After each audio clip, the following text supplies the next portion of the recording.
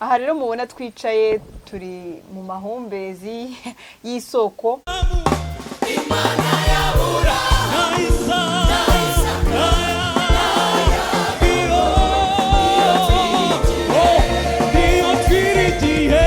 ni umusozi mwiza pe, mwiza gusa turi mu kabande kawo.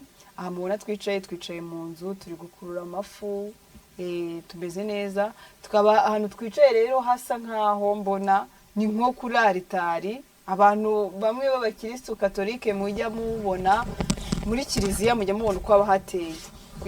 Witegereje neza rero hano hari aritari cyangwa se y'ameza, hakaba ahandi hantu nteka padiri ashyira ibitabo bye bimwe asomeramo ivanjiri cyangwa Bibiliya. Murakoze cyane. Hirya nkabona intebe abahereza bicaraho. Murabona neza nyine ko kiliziya turayirangije. Bivuga ngo hano habera misa. Habera misa. Urabona ko hari n'intebe abakristo baza bakicaraho. Abandi bashobora no kwicara hari haruguru baruhuka. Abandi banicayemo hari hejuru. Abandi bashobora no kwicara hano hasi. Kandi ivanjiri cyangwa se ubutumwa bwiza cyangwa se inyigisho ikahatambukira. Cyane rwose. Tubwira abantu rero badukurikiye. Twababwira iki Sylvie? Icyo twababwira, aha hantu nyine naho gusengera. Ikindi nanone buri wese yemerewe gusenga. Ntago bashyiraho umupaka, ntago ari ukuvuga ngo hazaza umukatolike gusa, hazaza umuntu runaka. Ahangaha ni ahantu ha rusange, ntago ari ukuvuga ngo haraza umuntu runaka. Kandi n'ahantu h'umugisha. Kandi n'ahantu h'umugisha.